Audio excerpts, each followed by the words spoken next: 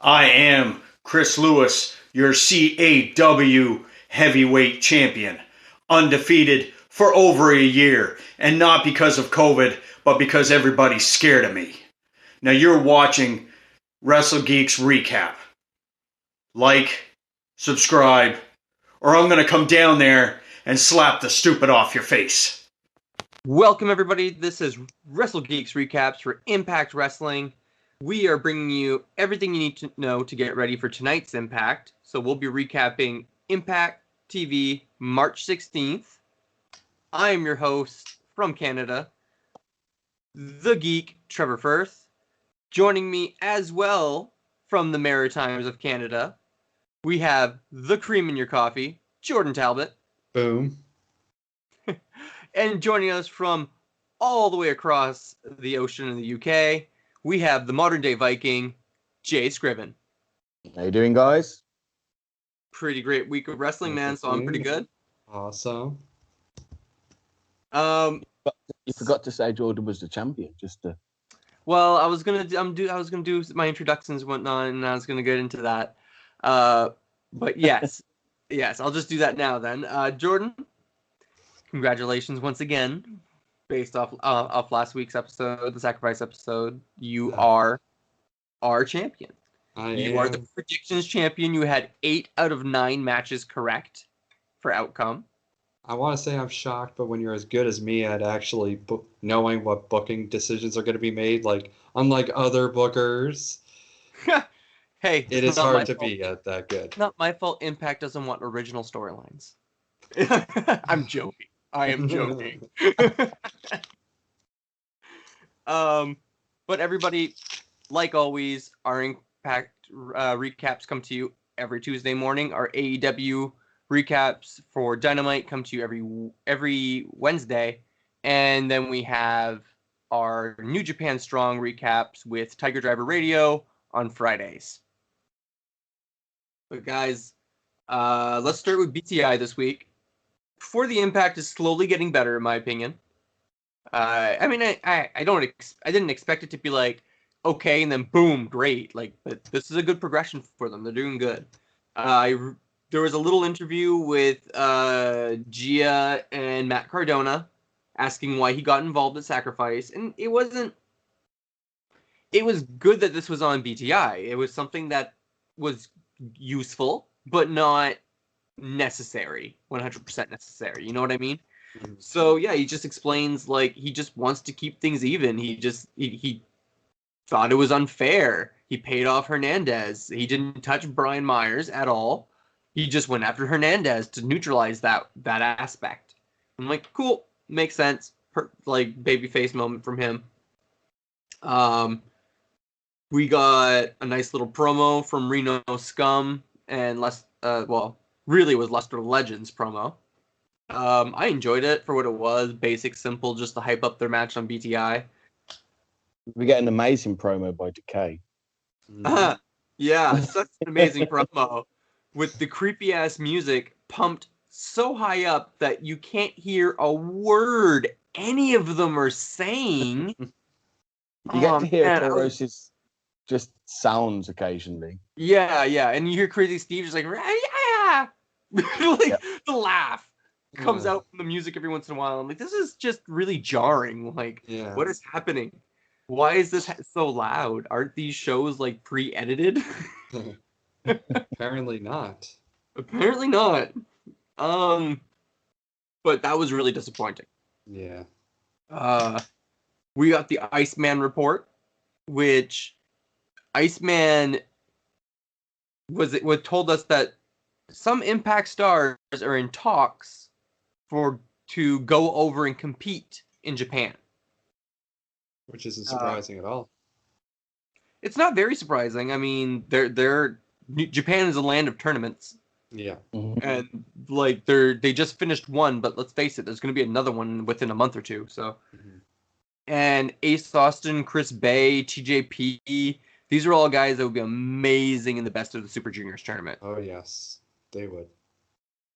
I thought of Good Brothers going over to get their titles back. I mean, I don't see it happening just because of how implicated they are with AEW. Yeah. That's my only thing why I don't see it happening. But the match itself, Luster the Legend versus Black Taurus. This is a good little classic big man match, in my opinion. They both got good spots. They both look pretty strong. There was no real interference. Like that, I like that aspect, having everybody at ringside, but just neutralizing each other and not really nobody getting advantage from it. Despite the numbers advantage being on Decay side, but I felt Taurus came across a little bit weak. Didn't get as much offense in, and it was a bit. I don't know. I think it was booked a little bit wrong. To tell you the truth, I think Taurus needed to dominate much more of the match than he did.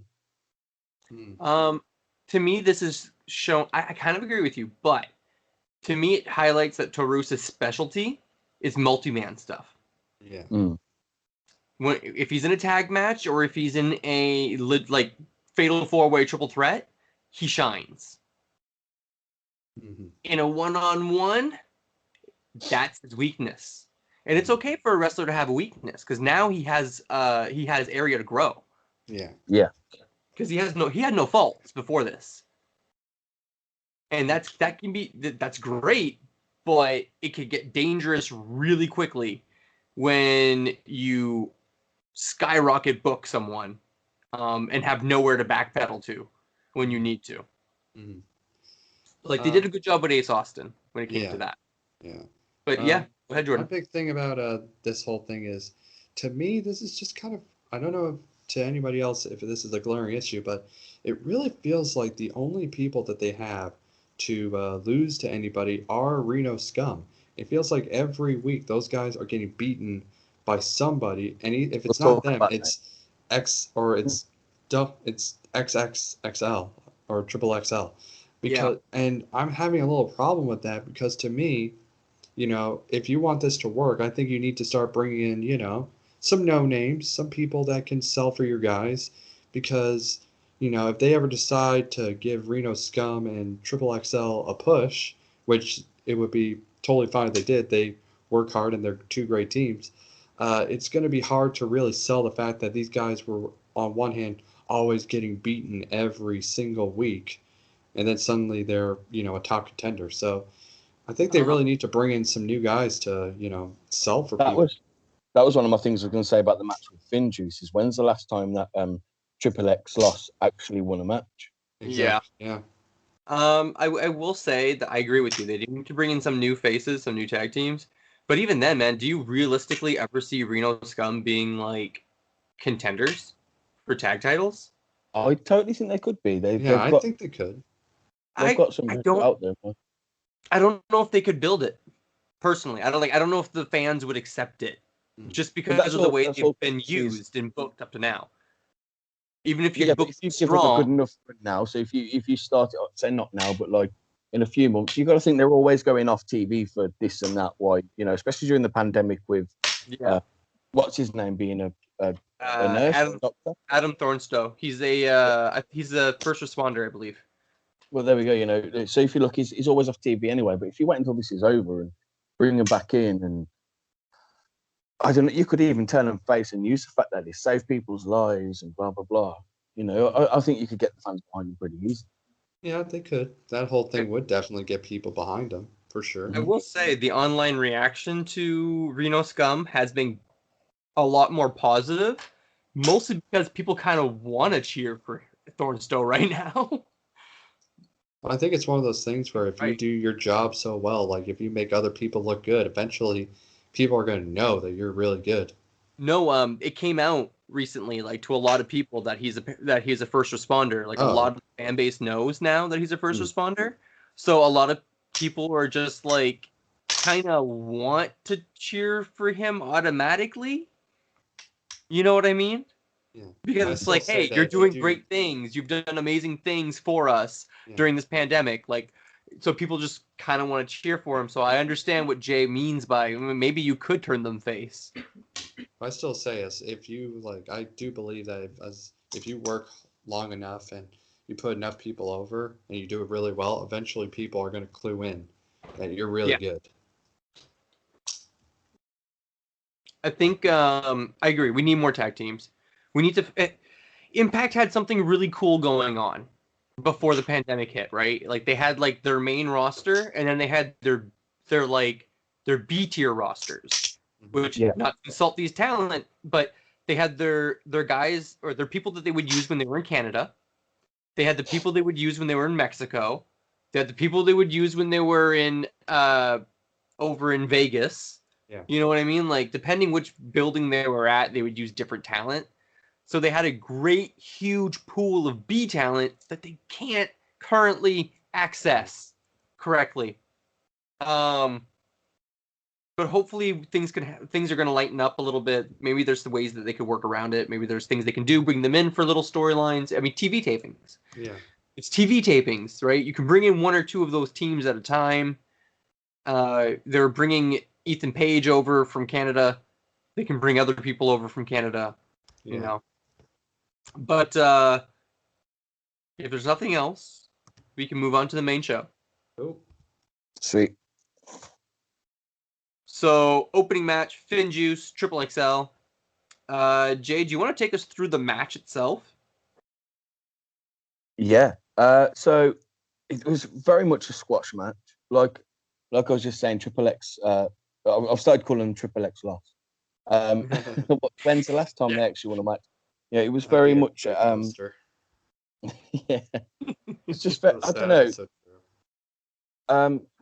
AC got a crossbody over both of Finn Juice. It was quite good. But Finley gets the acid drop onto Larry D, and he gets the pin.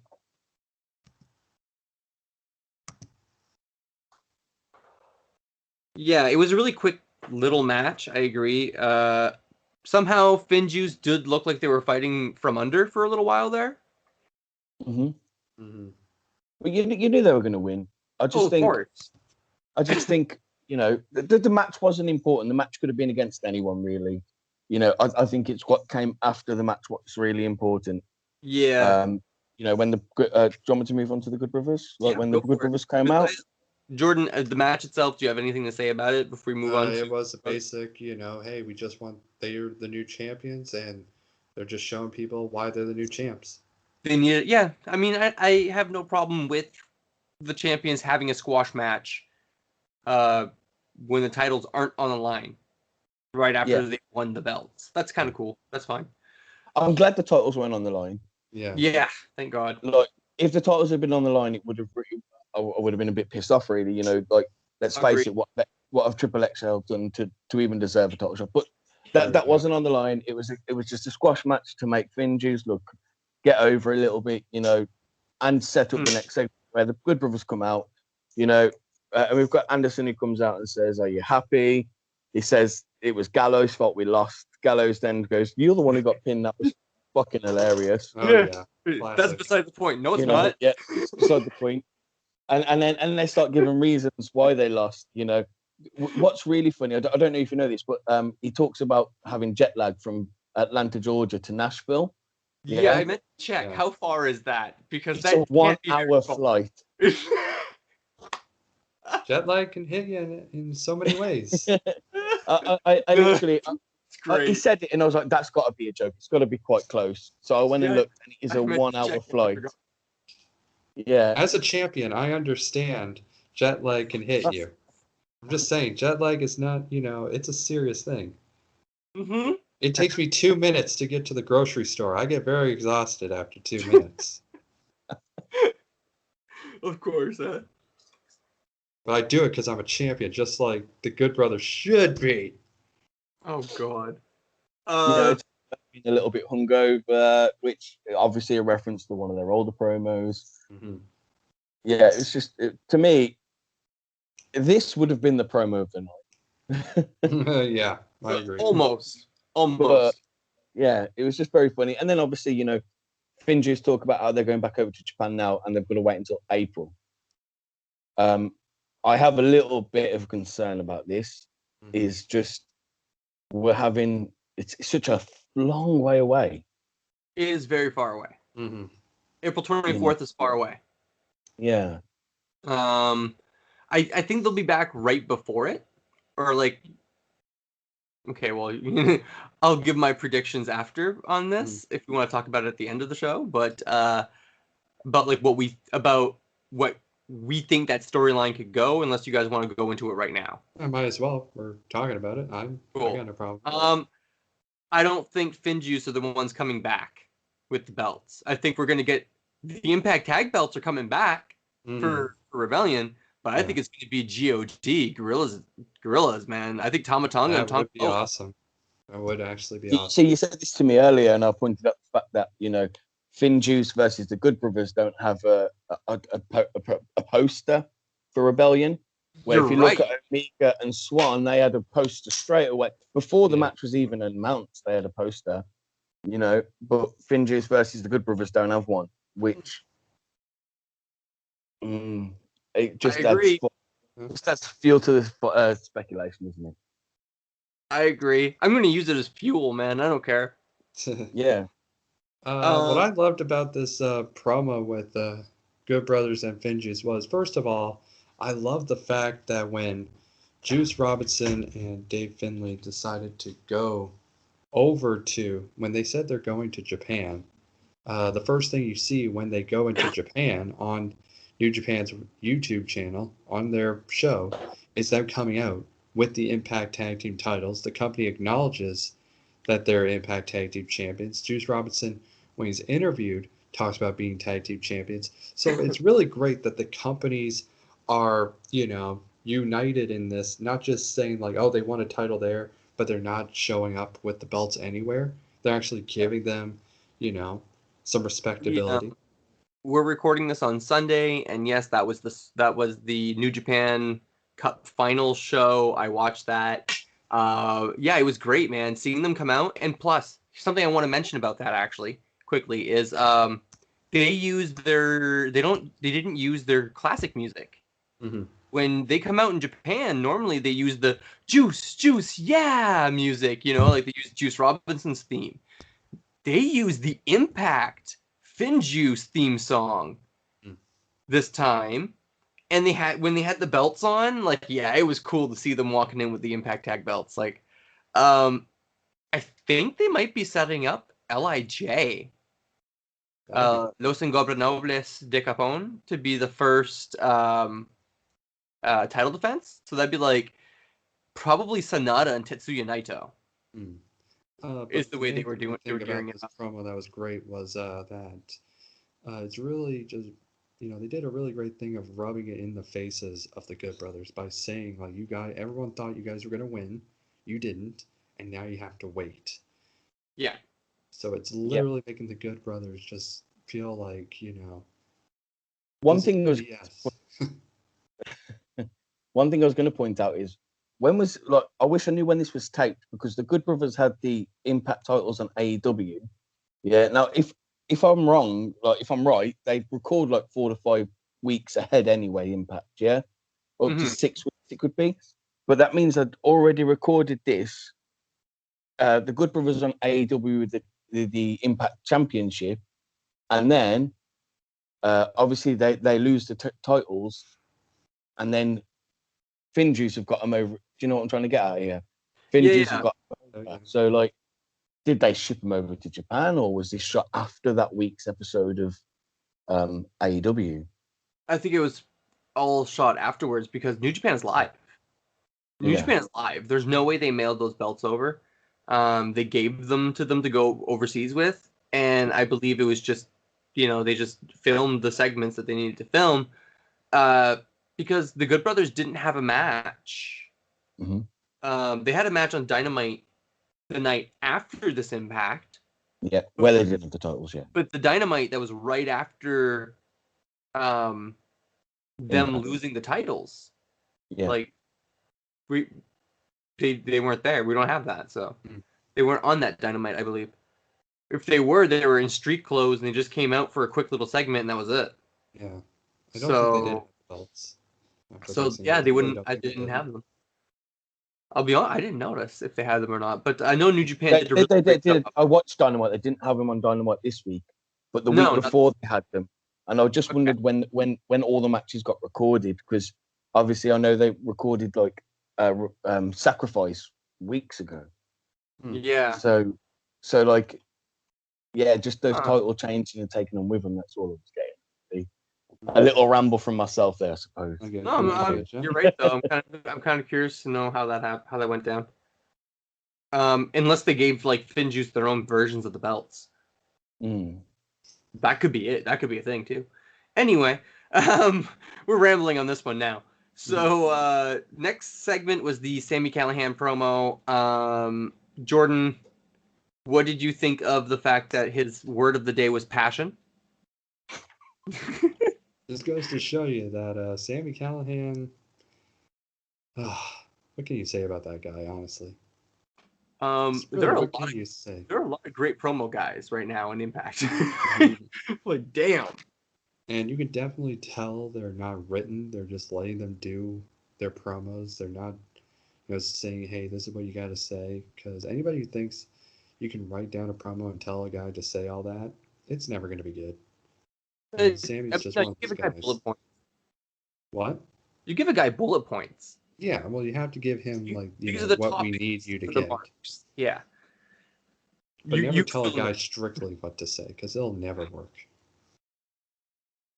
I've got to say, Sami Callihan's promo was one of the least I've enjoyed over the last few months. Again, mostly because of production. Like, again, the music was a bit loud here and there, and I struggled to hear what he was saying. The promo itself was good, but it was just, again, the production of it.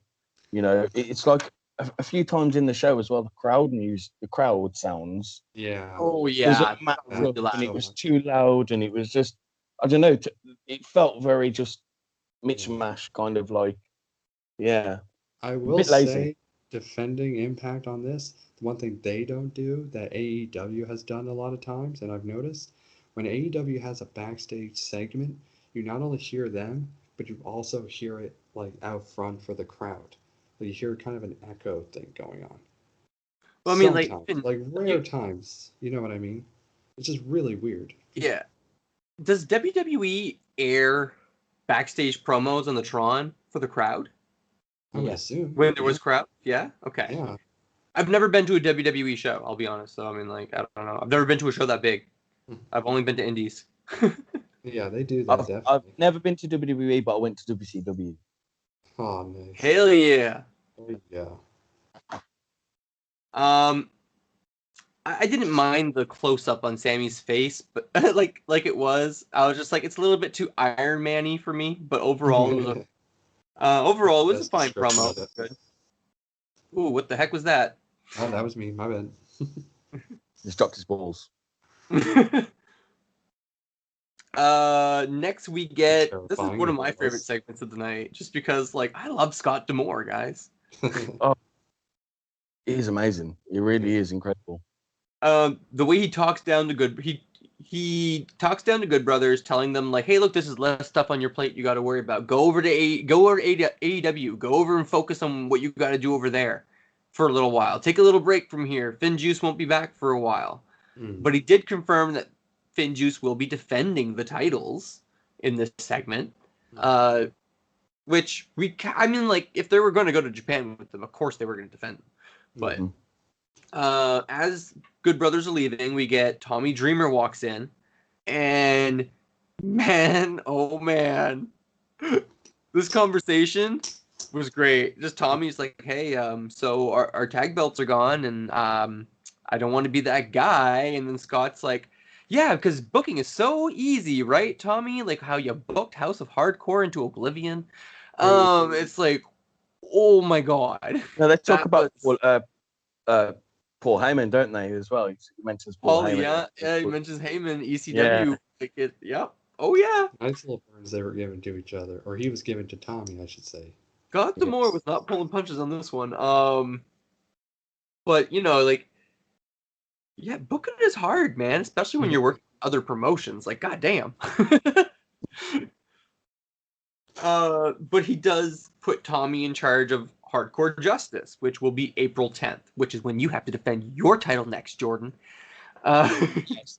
Why didn't they tell you that then, when the date was? I know! It's not until much later in the show that you find out the date for it. And I think it gets spoken about again before you find out the date. I may be wrong with that, but I'm pretty sure it got spoken about again. And then Matt Stryker announces the date for it a bit later on in the thing. No, it's when they come back from the commercial. They go to commercial break after this segment, and when they come back from the commercial, Matt Stryker like recaps the segment with D'Amore really, really, really quickly while the Rhino and Jake something match is getting started. Okay. So that's why Stryker brings it up then, and then later on in the night they tell us that it's on April 10th. Which I don't have a problem with. I mean, Matt Stryker's just making sure people know. Yeah, but what we're saying is they should have told us it was April 10th. Like, even Matt Stryker didn't say it was April 10th at that time. Like, they should have told us when they were telling us about it, and not just been like, oh, by the way, here's the logo for Hardcore Justice with the date towards the end of the show when they were announcing the card for next week. I was like, no. I would have preferred to have known right then and there, because I was like, did I miss it? Did I miss the date for Hardcore Justice? Did they not announce it yet? One question. Yeah. WrestleMania is on April the 10th and 11th. Now, do you think this is a smart move? Like, they've got to bring something in just because it's not a pay-per-view. It's Plus event. I know it's a Plus event. It's a Plus event. Free to watch. They're not free to watch. There's no harm in Impact doing it. They're just giving people an option. Impact Plus. Sorry? They're only free to watch if you're on Impact Plus. No, you don't need to pay. You can watch it free as it's airing for the first week after it's aired. Can you really? Yes. You don't need to pay for Impact Plus to watch Impact Wrestling as it's airing live. It's a great service. Okay, do you know? So in Canada, does it air live on Impact Plus at the same time it airs in the United States? Yes, it also airs live on Twitch. We don't get it live on Impact Plus here until a couple of hours after, and I'm pretty sure you have to be part of Impact Plus to be able to watch the Plus shows. Okay. I'm not sure about that. I don't. Because we don't need to be. I can't say. I used it last for No Surrender, and I used it for Sacrifice. I don't have a paid version. We're gonna have to get that checked out.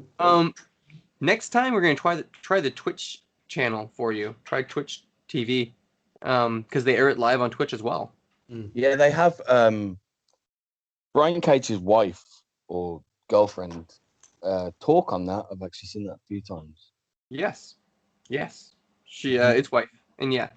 But we mentioned it, so we might as well go into the next match. Unless anybody, Jordan, do you have anything to add about the Dreamer Hardcore Hardcore Justice? Say if you're gonna put someone in charge of it, might as well be Tommy Dreamer. Yep, that's what everybody else said. Match number 2, Rhino versus Jake something. Jordan, do you want to go through this one? No, I'd say one of you guys are better at this. I'm always good at giving my review. Okay, with it. Yeah, that's all you, Jay. It's basically another squash match. It is another couple of minutes, Rhino, Jake something, bit of back and forth, and then it's just a big brawl. It didn't last longer than 10 minutes, if that, And to have a second one in a row after the first one, I was a bit disappointed, but it worked out well.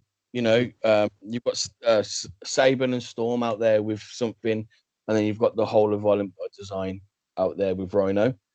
Rhino just gores everyone. Which I love. Yeah, and Eric Young's just stood on the outside, That's it. Looking like a boss. What I loved about the match, though, is that it just did simply, I will admit, I agree with you, Jay. It was pretty much another squash match.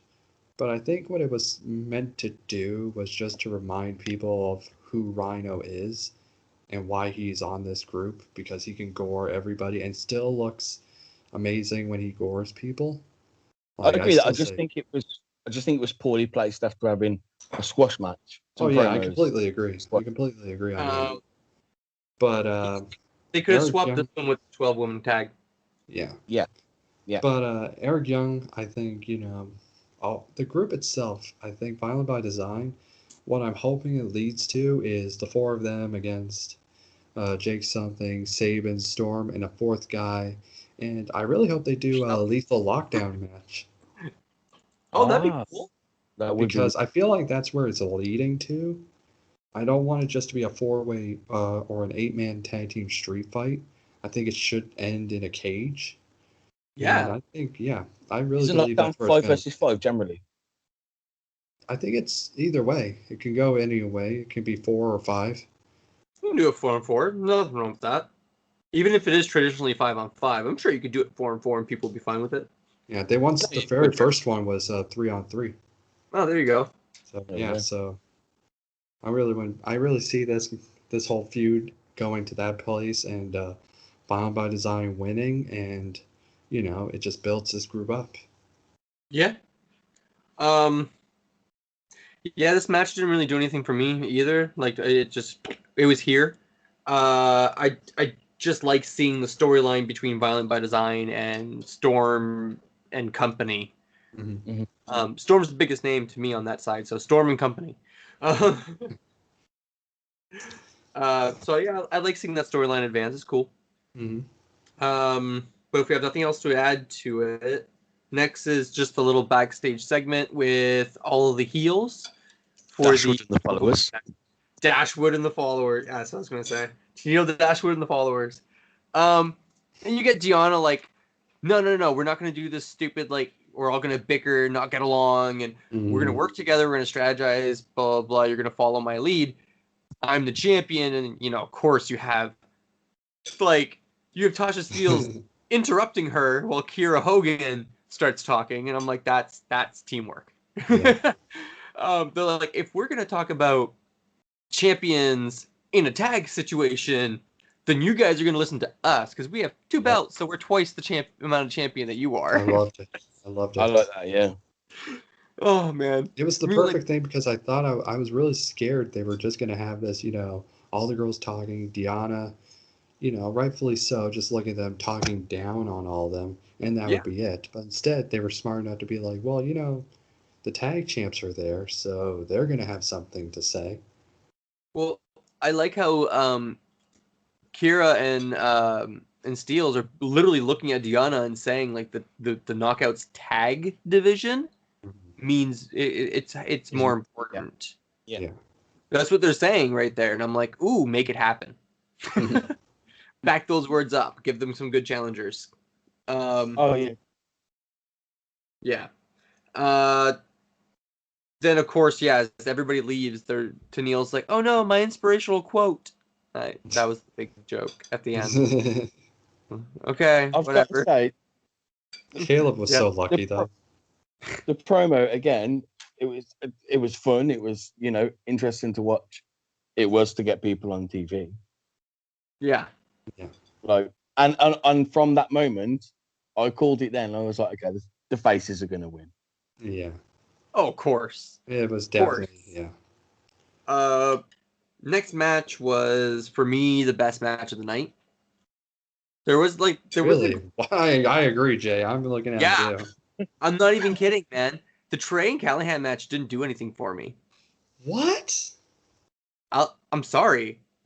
When you think something is going to be like a 5-star match between 2 guys and they end up giving you a 3? That's what happened for me in that one. No, oh my God. I'm sorry, dude. Are your knees hurting? Because you are jumping to so much conclusions right now. I'm sorry. I didn't like it, guys. I didn't like the main event that much. Okay, see what's going on here. I don't know. I don't know, man. I don't know if the storyline, it didn't deliver what I thought it was going to. But we'll get into it when we get into it, and I'll explain as we go. I've never been angry with you before. What it is, man, I like underdog guys. And I like it when underdog guys actually get a moment to shine and do what they can do on a show. And I'll be honest with you, coming out of this show, 2 matches stood out to me. The main event and this one. And no offense, I knew the main event was going to be a good match. You know what I mean? I saw this, I expected dog shit. and I was handed something quite spectacular considering. Mhm. That's the All way right, I well, see it. Okay, This match, okay, yeah. let's get to this match. I want to hear you talk about this so-called. First of all, I love Rohit Raju. And he never gets an opportunity to show and shine. Like TJP was the first time he finally got an opportunity to shine and show what he can do. In this match, he showed that you can be a cunning, witty, intelligent heel without being a coward, without being like you don't have to be a weasel, two-faced. You don't have to be the Miz. Everybody takes that route now.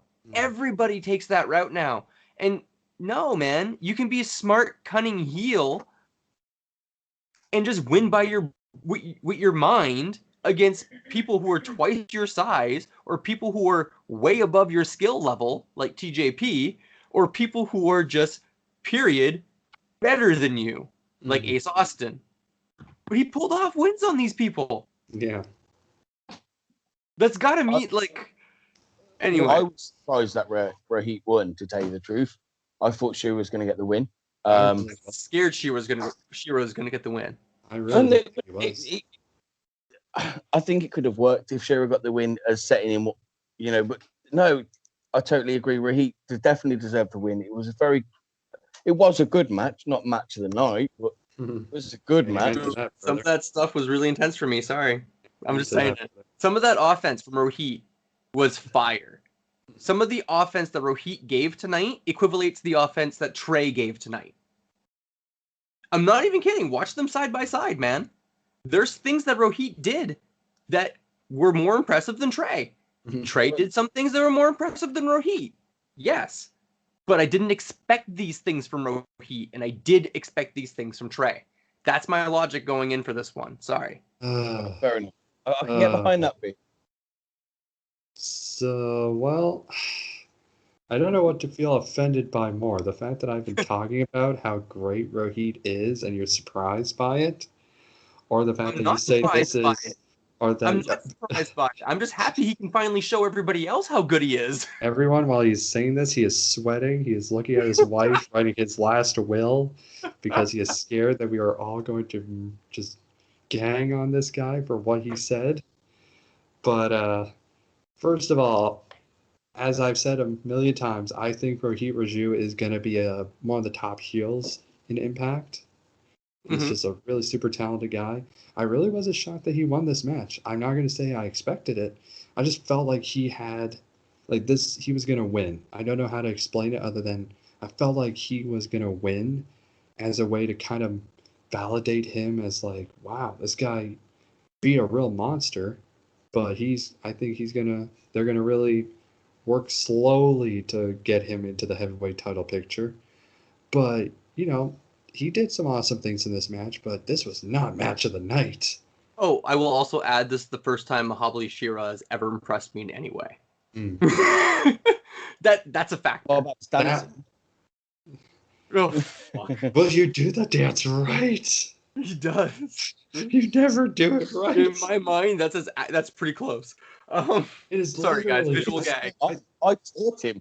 I don't know. But no, I man. feel like you would do the Macarena, and everyone would be like, "What the frick is this guy doing?"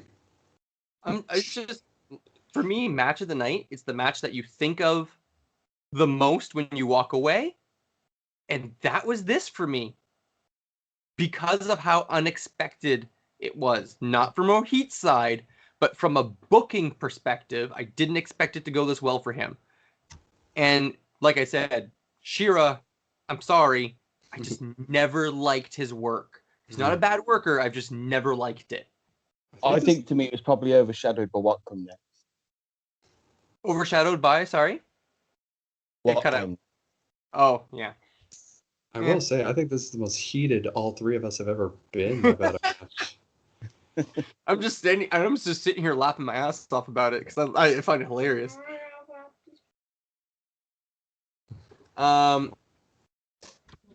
But yeah, Rohit steals the win by focusing on Shira's shoulder the entire time, landing some extremely quick combination offense at some point.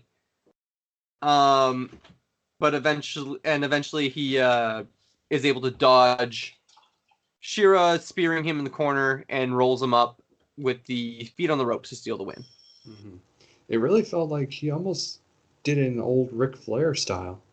Yeah. Mixed with like the Anderson style of attacking a body part. Yeah. This is a really good match, guys. Like, I understand that the Callahan and Trey match was great. I'm just saying this one I expected nothing from and ended up having like a shining star. So Fair enough. Yeah, you're gonna see stars in a minute, dude. Next segment. We got Willie Mack congratulating Rich Swann before Swann goes out to the ring. And Swann gives probably the best promo of life. My wife is around, so that joke will always be mentioned every time. Ladies and gentlemen, she was just standing behind him going, "Come on, bitch." Jeff Hardy style, right? She's a referee, though, so one touch of a finger will knock her down. That's what you think. Heel champion. Dude, she stood to Titus. She barely gave ground to Titus. Everybody was impressed by that and terrified at the same time. Doesn't matter. Right now, I'm heel champion. But yeah. So Swann gives what I think was probably the best promo of his entire career. I'll agree on that. This was great from him. Everything. I don't have all details written down. If you have any specific moments you want to bring up from Swann's part, go ahead, Jay. I know you have something written. The way he put over this match with Moose, and also in BTI it mentions that Moose having a bit of time off. Yes, it did. But so he just says that it was a great match and he's now got a respect for Moose. Mm-hmm. He nearly drops the title as well when talking. It's like two, and he nearly drops the Impact title. That was fun. Yes. But, sorry. No, carry on. No, Swann going, oops, sorry. Yeah. But it was out of all the times I've seen Swann, this was the first time as a champion that was like, okay, he deserves to be champion.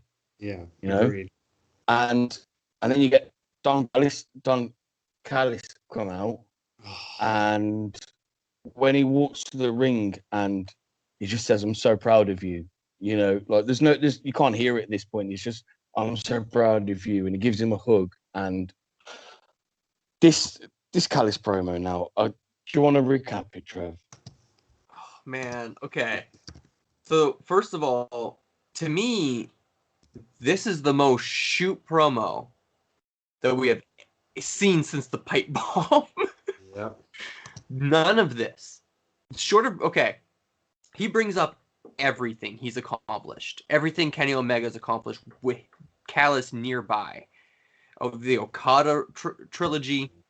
The only thing he doesn't bring up is Jericho in New Japan. Literally, that's the only thing he doesn't bring up. But he brings up Moxley at AEW. He brings up how he is literally the invisible hand that has been there guiding Kenny Omega's his entire career. He's been doing the same for Swann, and he loves Swann. And Swann was like that guy for him. Swann is the greatest wrestler in the world, right? In Don Callist's eyes, and he's always pushed for him. He was the reason why Swann got hired by Impact. He was the reason why Swann got a title shot and title opportunity when he got back from injury. And Callist said it, I've always stood by your side. I've always been there for you. I called you once a week when you were in the hospital. But ultimately, Kenny Omega is that new, brighter, shinier car. Yeah. That comes along, and Callist is very, very, very greedy. Yeah. That's all there is to it. It's business. And Rich Swann might be the greatest wrestler in the world, but Kenny Omega is a pro wrestling god. Yeah. Now, my favorite part was the One Wing Angel screaming. But Yeah. again, last thing I'm gonna say is that I don't feel like any of this is a work. This is all honesty. This is all truth. Mhm. All of this is truth. He even says that in the promo, doesn't he? Where he says, Yeah. "Stop me if this isn't true." Stop You me know? if anything I say is a lie. Yeah. Jordan? And, Go ahead, Jay. No, go no, ahead. carry on. You go first. Go on. So first, who does not love Don Callis' theme music? It's a freaking Right. wedding theme. I do Don also Callis is using the wedding puppet theme you master. hear. Yeah. Yeah. You He's see the using a puppet wedding theme stuff on the as a phone. heel entrance. That is the greatest music I've ever heard. When I heard it first, I was like, wait a minute. I've heard this before. Why does this sound familiar? But here's what I think is the key to doing a good promo to hype up a match. You have to literally say things that people either they hate it that you're saying it, or they're realizing, oh my god, that is completely true. And I brought it up. I have here what Don Callis said when he said things like, when you broke your leg, I fought to make sure you and your family still got that check every 2 weeks. Was I not the one that called you every week to see how you're doing? You were my guy I pushed to have you in the main event at Bound for Glory when everyone said no, he's not wrestled in 10 months. Everyone agreed with that. He didn't wrestle for 10 months. Why is he in the main event? Yeah. All the fans were thinking it too. You're right. And this is the genius of Don Callis, and this to me is why he is part of the creative team and one of those people in charge of Impact, because he understands storytelling. And here's what he wrote about what you had said about the car. He said, I remember one time I bought my first car with my first wrestling paycheck. Then I saw someone else with a nicer car, and I felt an emptiness inside of me. The Golden Sheik said to me, there'll always be something bigger and better, something you'll desire more. I don't mean to be shallow, but for me, that was Kenny Omega. I moved on from you. He's literally telling Swan, you're replaceable. You're a guy who I thought was great, but then I saw this other thing.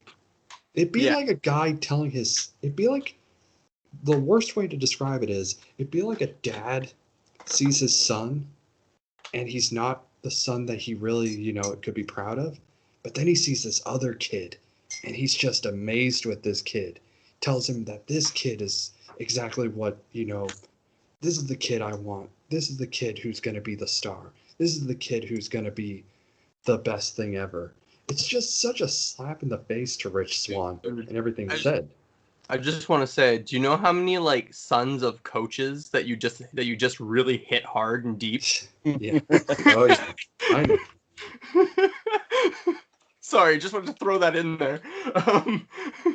And I was just gonna say that Swan sold this so well. Like his face, the way he looked, it's heartbroken, honestly. And honestly, I don't think he's gonna beat Kenny Omega. But this promo made me believe that they could do what they did with Finn Juice and have Rich Swann win. Now I don't think that's gonna happen. But maybe you could kick out of the one-winged angel, which I know, that's taboo, dude. Careful now. I know, I understand that, but the way he was screaming one-wing angel, one-wing, maybe he kicks out. Maybe the first one that he gets on him, he kicks out. No, that is legit. It's not the reason why he was screaming one-wing angel, one-wing angel, one-wing angel like that. It's because when you watch New Japan commentary, I went and looked. Okay, as the ref, for listeners, as the ref does the 1, 2, 3, instead of counting 1, 2, 3. Callis just screams One Wing Angel in succession with the count. Mm-hmm. Just for the people who didn't know. Keep going, Jay. But it made me believe that, maybe he's got a chance at winning. Maybe he's got a chance of kicking out the one-winged angel. You know, in fact, I hope he does. Not win. I don't want him to win. I don't think anyone expects him to win. But I hope he kicks out the one-winged angel. It will not make him look so weak. It will push him to that, you know, I don't know, next look of being a champion. You know, if he kicks out of that, you know, if they have a really good match, which I'm kind of expecting them to do, you know, I think, Jordan, what do you think? Because I have my opinions on that one, but. So here's what I always believe, and I'm going to put what you said about the one-winged angel and how Don Callist did that. Here's what I've always looked at. I always take this back to Team 3D and the 3D finisher. Everybody knew that when you got hit with that, you never kicked out. That was the golden standard. Yeah. You get hit with 3D, you're done. And Chris Sabin was the very first person to ever do it, like to kick out. Yeah. So to me, it has to be one of those things where, well, first of all, Kenny Omega is going to have to be okay with it because this is something that's going to be historic and talked about. And if he is, that's cool. But I don't know if Rich Swann's the guy, though. I really don't. Not in my opinion. Okay. One, the one-wing angel is the most protected finisher in pro wrestling today. And one of the most beautiful. And Jon Moxley did not kick out. They did a rope break barbed wire spot instead of having Moxley kick out. That says a lot to me. To me, if Kenny Omega delivers the one-wing angel to anybody and that person kicks out, that is the beginning of the end. That should be when Kenny Omega starts to unravel and everything starts to fall apart around him. So I think it's too early for that. Yeah. Personally. One thing I will say, one more thing about Don Callis' promo. And for everybody listening, sorry about the whole mic problem. Don't know what happened there. But but what I say is so genius about this promo is that, and I believe this is a lost art. When you cut a promo on a challenger or, you know, a guy going up against somebody who's considered better, you have to be able to literally have the audience literally be like, how freaking can you do that to your guy? Because he is the Impact champion. He represents Don Callis. And Don Callis has no problem just saying, yeah, you represent my company, but I'd rather go with him. Kenny Omega more. Yeah. And, but it's like, it's such a douche thing. But the way Don Callis said the promo was, to me, just, it's one of those promos that's hard to talk about because no way you can say any words without that do it justice. It's just one of those promos.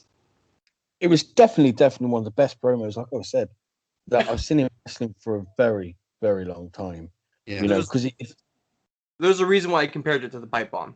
Yeah. Yeah, well, that's it. It didn't feel like you said. It didn't feel like a story. It felt like so reality. real. Yeah, and it was so good. But also, have you seen Don Callis' T-shirt now? Yeah. Oh God, I don't like that. Awesome. I love it. I didn't like that anyway.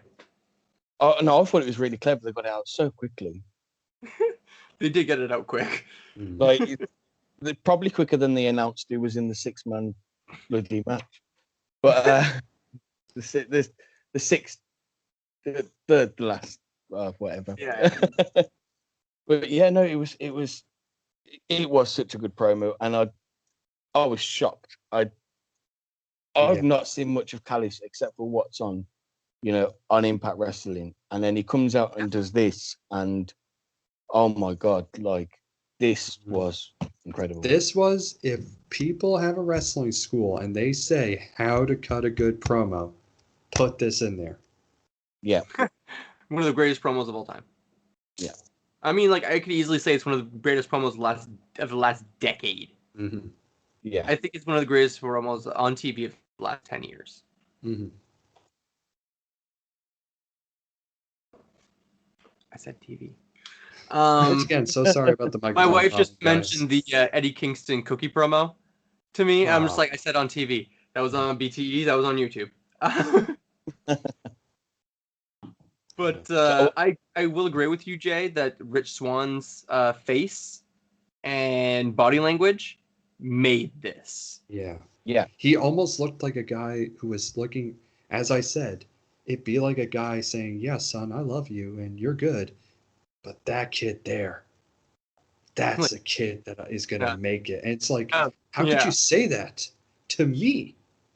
It also shows the fact that, you know, Impact Wrestling with their storylines so thought out. Again, they had Swan lose to Omega, and they had that on purpose because this is what they had in mind, and it just shows that their storyline, it's not week to week, it is, this is the story we're going to go with, and again, I've got to give them top respect for that. I think we can all agree. I don't know if it was you and me, Jay, or you and me, Trevor, or all three of us, who we were kind of looking at Rich as champion, and it hadn't really clicked on it yet.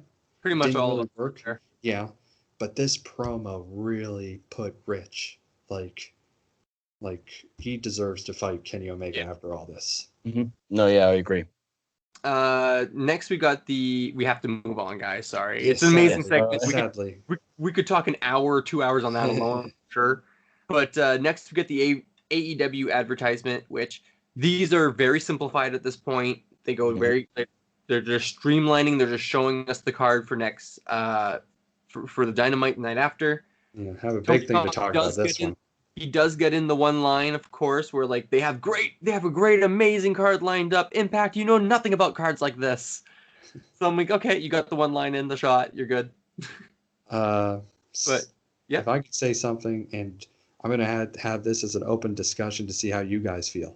So according to reports, there are a lot of people, and here are some of the people: Rohit Raju, Tommy Dreamer, Nick Aldis, who hate the AEW paid advertisements.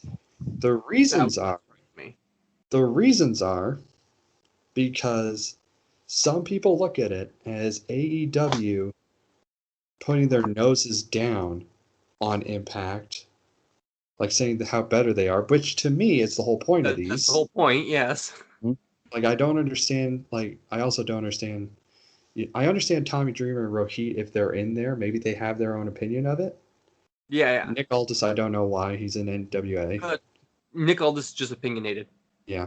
But, I was just wondering, how do you guys feel about people who feel like AEW is in their minds, they don't like it? Have you guys changed your opinions about the AEW paid advertisements? I've not liked one so far. And that was the one where they had wrestlers come on and slander. Yeah, I remember this. That was the one you guys really hated. Yes. Yeah, but this, again, it was just a little, these two are working together. It was a little one-line thing to put Impact down as part of the storyline, and it is just an advertisement to say, watch this, and you're working together, Carry on. One little thing I want to see that I think would make this better, it literally just popped in, sorry. What would be really cool is if all of a sudden on the new show on Mondays, Dark Elevation, if we got Impact being like, if we got people from Impact being like, oh, here's the card for Impact tomorrow night. Because like Scott D'Amore do that. We really should. Only need Scott D'Amore. Oh, just have Scott D'Amore, yeah. Scott D'Amore would be great. I'd love to see Scott D'Amore start taking shots at Tony Khan. Oh, that'd be vicious. I know this is completely against or anything what we're saying about Impact, but I just found out, did anybody else know this? Thunder Rosa was in Lucha Underground? Yeah. I did not know she was the leader. I never knew that. Get educated. Never knew that. Get educated. Where was Rocky Johnson born again? Hey, I just figured that out recently. I'm sorry. Yeah, so I'm haha. not from Nova Scotia. Okay, it's not like required of me to know it as a wrestling fan. Jay's looking at us, just going, Canadians. This is a Canadian argument. It's It hilarious. really is. Hey, man, All we need is some Ross- maple Ross- syrup and Yeah. Budweiser, and we'd be just having a good old time, eh? I only just found out The Rock's dad was born in Nova Scotia. Okay, I did not know that. Next, we have Cardona and Myers promo, which is just kind of reinforcing what we got in BTI. It's Cardona. Well, I mean, Eddie Edwards was there at first for a second, just to tease Myers. I will see you later. Yeah, that was good. But it's just a little. This is just Cardona and Myers furthering along the storyline, and I did like Myers being like, "Look, man, Impact Wrestling is for me. This is supposed to be my place. I want you out of here. Yeah. Like, screw it." And Cardona legit looks like he looks conflicted because he's like, "You are my best friend, and I understand that you wanted Impact for yourself because you wanted to be able to finally go out solo, but dude, you can't do it this way." Right? I love how, like, that Cardona didn't really have to say much during this promo either. So it was nice, simple, fine, quick little thing for me. Guys have anything to say about it? Just a simple promo. That's all it was. Next was the actual, like, pile of crap match. Oh my god. This was messy. This was really messy in my opinion. So as you guys know, I'm not a fan of crazy like 5-on-5, 6-on-6 matches. Like 4-on-4 is a lot, but 5-on-5, 6-on-6, oh my god. Give it a gimmick at least. And this had nothing. This was just a basic 12 women knockouts tag team match. So let's go through the team. This is every knockout, wasn't it? This is like it. knockout other than Rosemary. Except for Rosemary, she's doing her own thing at the moment. Yeah. But this was like, okay, let's get every knockout on TV. Yeah. Which we get every week. So the heels were Tenille, Deanna, Susan, Kimber, then Fire and Flava, the champions, and they had Kayla Whitaker at ringside. The faces were Jordan Grace, Jazz, ODB, Alicia Edwards, Jessica Havoc, and Nevaeh. So Tenille and Alicia started because their storyline in the casino, or Swingers Palace, was what triggered this match to happen. And I hate them both for it. I don't know. I have issues with this match because, like, first of all, giant matches like this, at some point, somebody basically just, like, goes, okay, you have the all clear, and then everybody runs in and hits one move after the other on everybody. And they did it twice. They did it twice, exactly. Oh. Ugh, I hate it. I agree, man. Doing one spot like that is bad. But, well, I mean, it's bad because it's done every match. But two, that's not what this match needed. I will say the dive from Grace and Steels when everybody else is brawling to the outside was cool. That was a nice spot. But, I mean, yeah, you had 10 people on the outside to catch them. Yeah, and it's like they were fighting in the middle of the ring and they stopped and they were like, should we just go jump on our friends outside? Yes. Like some of those are my tag team partners, some of those are your tag team partners. Let's just fucking jump on them. What was that about? And right at the beginning, you had fucking crackhead Susan with her camera taking a fucking picture, and Caleb takes the camera off like, no, only I can do this. What was that about? Why did she have a camera out? Like, it just made no sense. Oh my god, I'm gonna have fun what I say. Anyway, the ending is Jazz tapping out Kimberly with an STF. Fine, cool, whatever. Jazz wins. Jazz versus Deanna at Hardcore Justice is what I'm calling. But the next reason, week, isn't it? Yeah, I think it's next week. It's literally on this week's Impact. Today's Impact. Or this, yeah. Today's Impact. Oh Jesus! Yeah. Wow. Okay. The reason I liked the ending of this match was because this was going in the way one of you guys predicted Deanna's title reign, Yeah. where Deanna takes out Legends. Yeah. And I love the fact that, they're going in that way. That's pretty cool. Maybe we will see Awesome Kong. That's what I'm looking at. And I mean, the whole match was a giant clusterfuck. It was all just really sloppy. No I mean, one I knew where think- they went to be. Too many cooks, not enough Yeah. waiters. I don't know how the Okay, the story guys, goes. we totally hit our swear cap for the night on this one.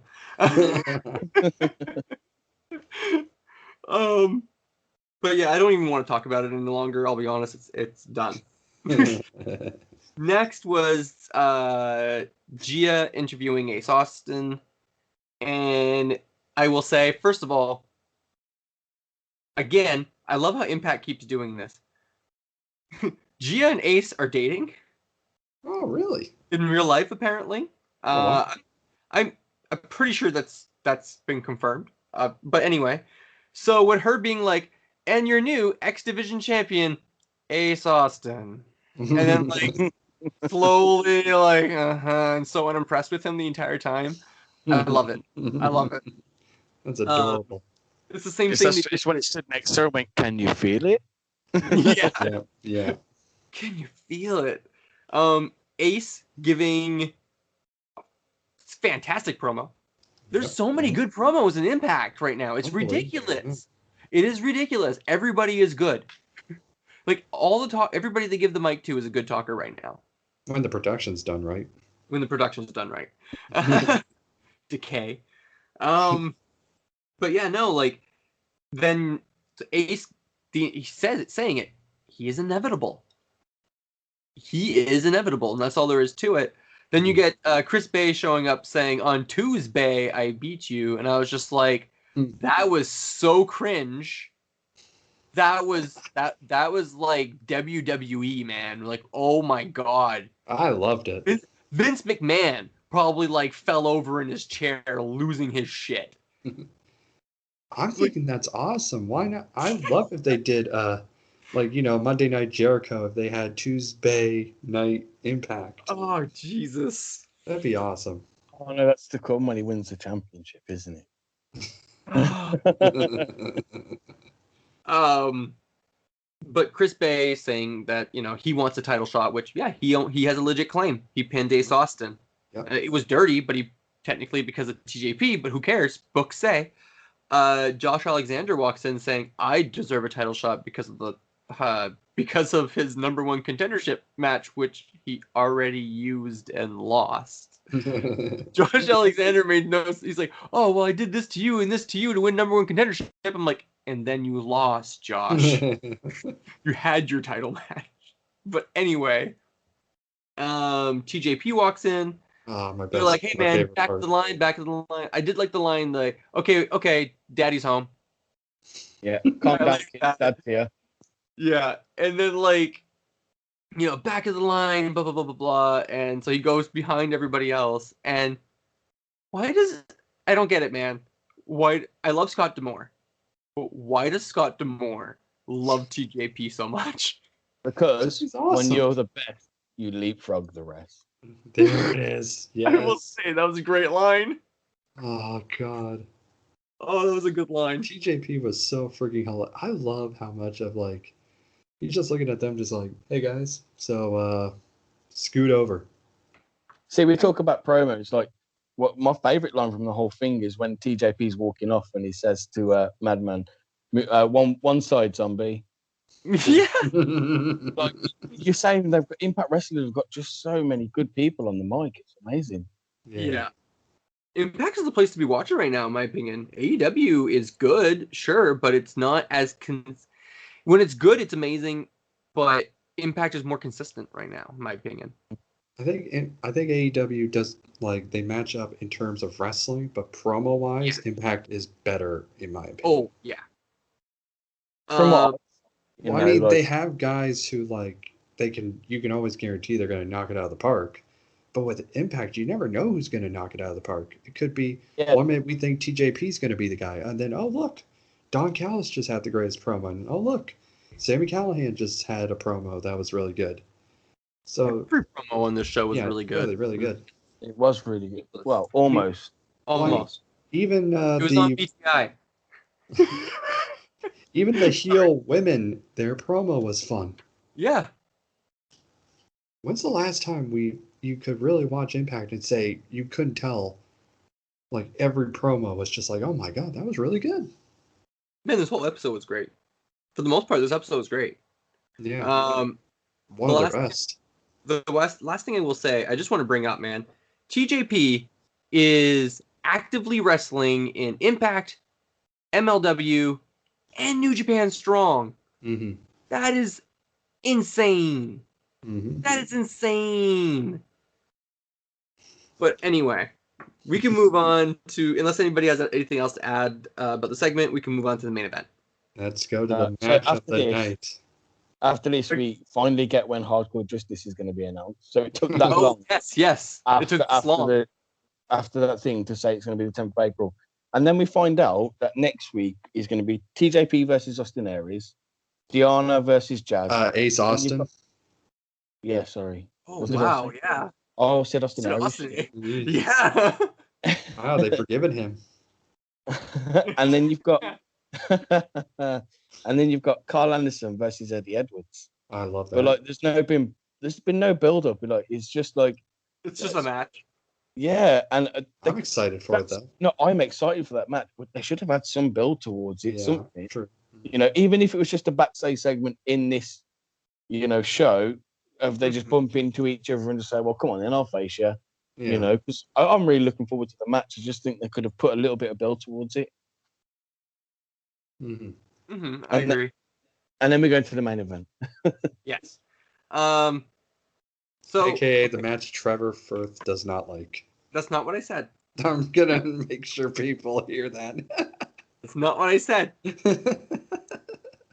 So, okay, no, I did like it though. This is a great match, like I said. It's just the other one was completely unexpected for me, and that's the kind of stuff I walk away from a wrestling show remembering more for some reason. Okay, but to me, Sami Callihan and Trey Miguel, it was everything it needed to be.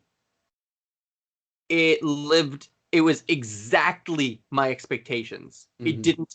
It didn't do anything more, and that's why I don't know. I sat here going, oh, I feel a little underwhelmed, and I was kind of confused by that feeling at first too.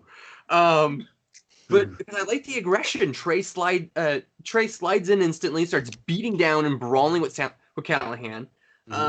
The stiff, heavy strikes from Callihan the entire match. Those big open hand slaps throughout the whole match. Using the ring post. I love those. Okay. CAW. The promotion I work for.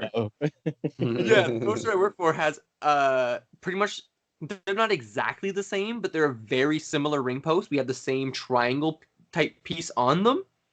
And so when I saw Callihan put Trey's ankle through it and then kick his foot, and I was just like, wow.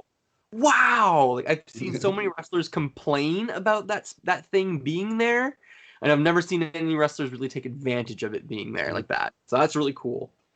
That was the one thing from this match that really, like, wow, that was awesome. But about the Boston Crab on the ropes, that was awesome. If I didn't see Jericho do it like 2 months ago, 3 months ago, maybe. Or how about this one? I got one. I'm sorry. When he did the bottom rope, we did the bottom rope springboard on the bottom rope and did a cutter. That was cool.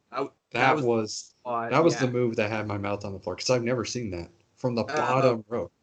Yeah, I was gonna mention how Callihan bites Trey's ankle while he's trying to do the out. And then shortly afterwards, we get that stunner / cutter. I'm not sure which one it was on the floor. That was pretty cool too. But that Trey looked like he hurt his ass on that one. I'm just gonna say it. Trey was like, "Oh, I regret it." So, tell me if I'm wrong, but this match wasn't announced until BTI. I don't know. The first time I heard about it was BTI. It was announced ahead of time. I know For BTI sure. always has that one match that they announce only on BTI. That was Rhino versus Jake something this week. Hmm. But this match was announced ahead of time. I remember seeing it on Facebook when they announced the whole card or the rest of the card. But I did really love the pinning, like the pinning power bomb, and then transition to the Boston Crab, which I know I didn't like the rope spot because Jericho did it, but yet I like it when Callahan did a classic Jericho spot. Figure that out. My brain is weird, guys. I'm sorry. But no, like and again, Callahan winning by using the ref, distract, not throwing the ref into the ropes, not throwing, just putting the ref in the way so that Trey would not do the splash, and then hitting the cranial contusion from the top from the ropes to win the match. And that was one of the nastiest looking cranial contusions I've seen in quite a while. Trey looked like he tucked in his chin at the very last second. That was terrifying. It was. I remember thinking, "Oh my God, tuck in your chin, bud." But yeah, I loved the match. It was really good, but for me, it didn't do anything more than exactly what I expected it to be. Go from here, guys. Tear me apart. All right, I'll take this for a second, Jay, before you rip him a new one. I'm gonna keep it simple because I can see the big Viking is sharpening his axe, ready to swing for a head. So, for me, this match, its main goal was to show everybody Trey Miguel is a singles star. Yeah. He's not a guy who's he's just around because the other rascals are gone. Trey can wrestle with the best of them.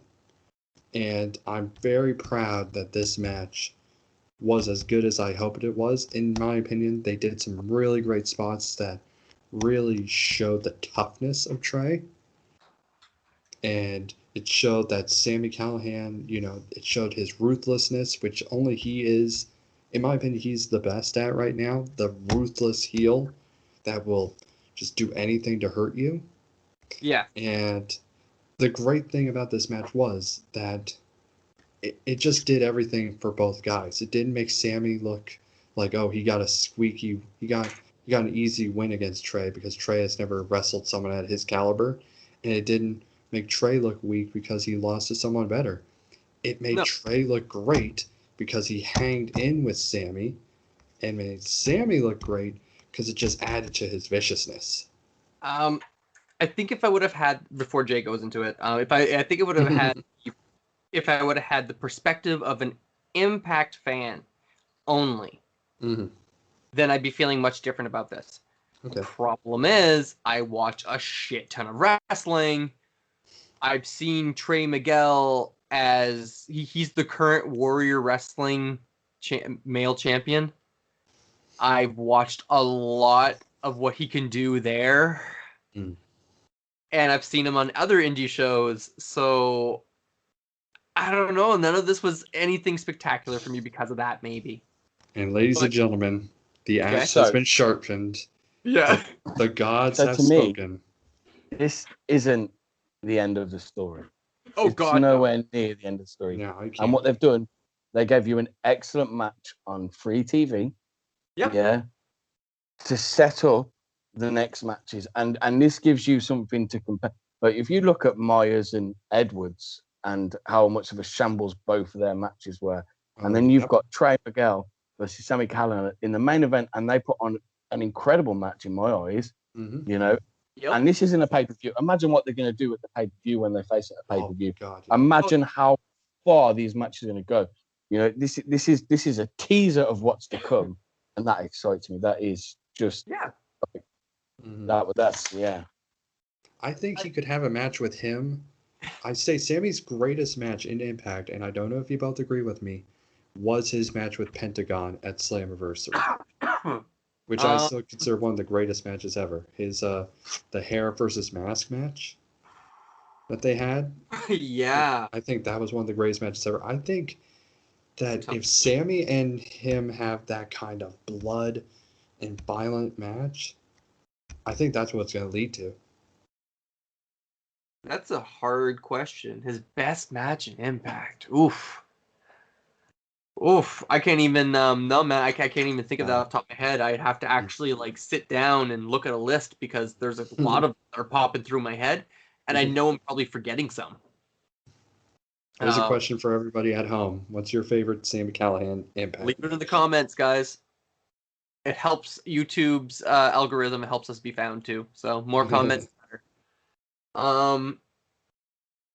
But yeah, anything else to add about the match or the show, guys? I already gave everything I had to say about it. I feel too. So No, I just think Impact Wrestling, it just honestly, you know, each week just upping their game. I will say that I found it was very interesting to have the Swan Callist spot in the middle of the show. At first, I was like, when Callist came out, I was like, what? Huh? Like, we're in the middle of the show. This is weird. Are they setting up something for later on tonight? But man, after it was done, I just realized how like pumped I was to finish the show. Mm-hmm. You know what I mean? So, Well, and the rest of the show was great. So, yeah. Before this, I was a bit underwhelmed, and that spot really took this show to the next level, and I was hyped at the end of it, which is what you want, really. You know, I just think, the first two squash matches and a bit of the promos were just a bit. They could have been any show, and I was a bit kind of like, oh, it's not like this. And then Callis came out, and it just turned the whole show around for me. Yeah. Go ahead. Nope. I was gonna say tonight's themes was amazing promos. Oh yeah. Oh, without question. For me, as I said, I think the biggest thing that showed was their lack of other people to lose to their bigger teams. To me, it is either always Reno Scum or Triple XL. And I think that was the biggest flaw of this show. But other than that, the promos, the matches, well, some of the matches, there was that cluster of a mix or a cluster of a tag team match. But everything else, man, this is one of the best Impact shows I've ever seen. Like when it kicked up, when it got to Don Callist's promo, and then it just felt like someone just said, and I hope to God there's some Spinal Tap fans out there, they went from a 5 and they turned it up to an 11.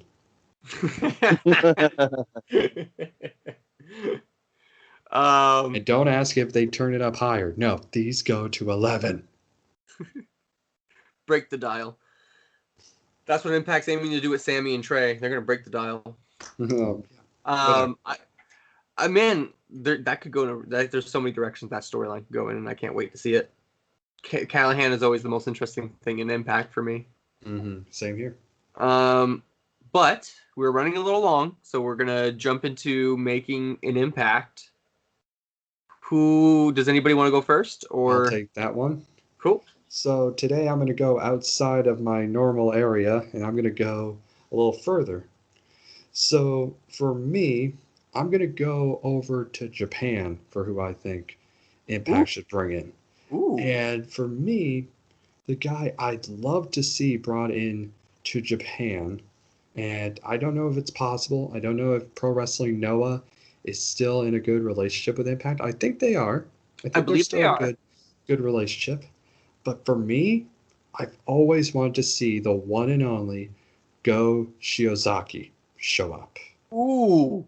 And for people who don't know, Go Shiozaki is one of the best wrestlers in Japan. Period. Just a guy who has 5-star matches with almost anybody. And he's been everywhere. And he's wrestled all over. He did a little tour with Ring of Honor, but that wasn't good at all. Well, sadly. Not only that, but coming from Pro Wrestling Noah, Ring of Honor's relationship with New Japan, that muddies things. If I could bring in a way of how they bring in Go Shiozaki, I would just love to see him wrestle with somebody like that. He could have one of those really balls to the walls matches. Like I think he could do it with anybody really, with the right promotion. How old is he now? Couldn't say. I know he's, I think he's past 40. I know that. Yeah, I think I'd say at least young 40s. He could be in his late 30s, but I think young 40s at least. But yeah, I'd say Go Shiozaki versus Ace Austin or Josh Alexander or Sammy Callahan would be just. He would have a match with somebody that would just be amazing. So I'm gonna go with Go. Good one.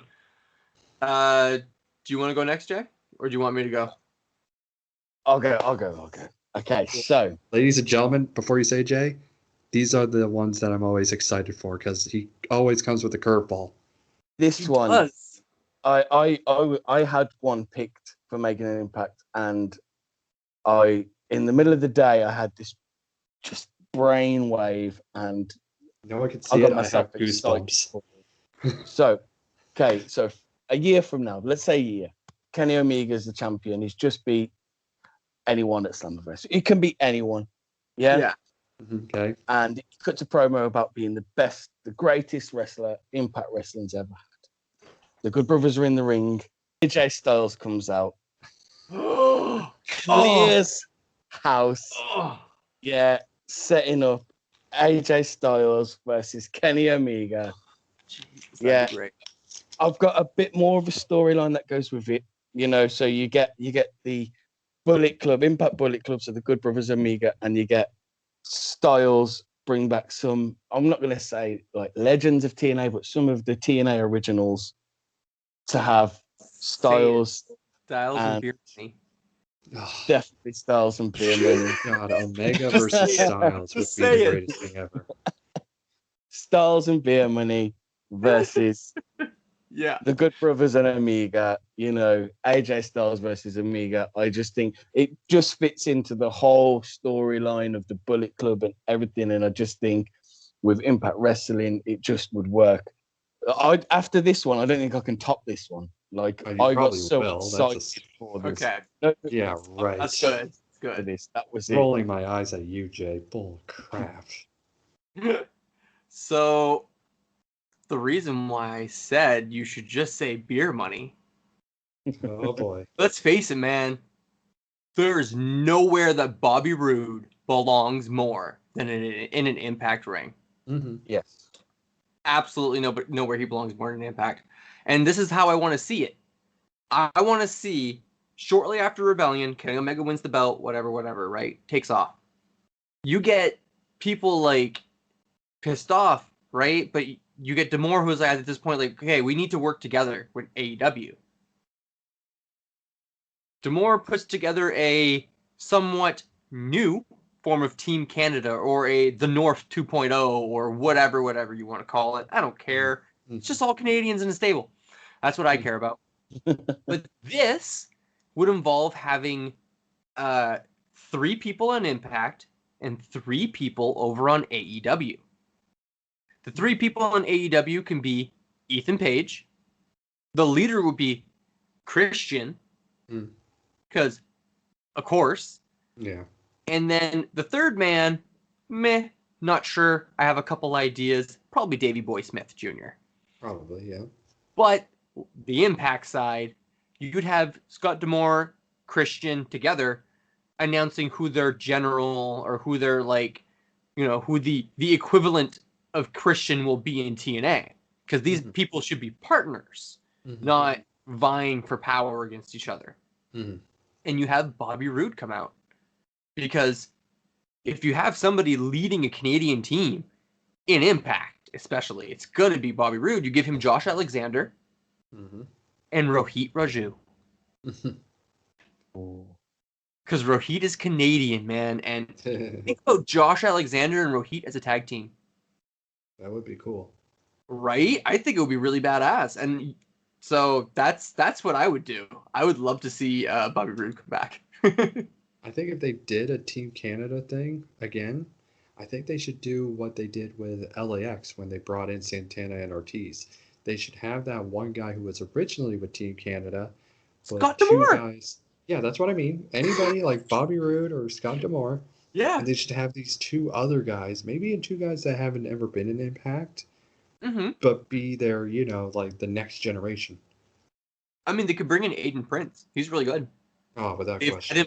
they've had him before on plenty of shows, team up with Petey Williams and stuff. Or even do the thing like with Full-Blooded Italians, ECW. Have guys that are so not Canadian. No, that's a slap. Like bring in and Jack Jester. Bring in Jack Jester to be in there. Did you know how many people I talk to? How many Americans that are wrestlers that I talk to, and they go, and I'm like, oh yeah, I'm in Canada. They're like, oh, my first gimmick was as a Canadian. It happens really often, okay? I'm like, what do you mean? How is that a gimmick? But I mean, I guess we've done that to Americans here too. It's a given. Yup. But everybody, thank you very much for joining us. That was everything for Impact to get you ready for tonight's episode of Impact. We will see what happens next in the storyline. We will see how if Don Callist shows up again to soul crush Rich Swann some more. But I'm excited. I'm super, super excited to see what happens next in Impact. Yeah, Mega's turning up tonight, isn't he? I think so, yeah. Mega's showing up. So this should be cool. Pumped. Yeah. Like, share, subscribe. I'm going to say a thank you to Adam Robbins for our little outro video that you're about to hear for his album, Hip Hop Heals. Go check it out. Information's all in the description, everything you need. But have a good one, everybody. And Peace out. Please subscribe. Or else!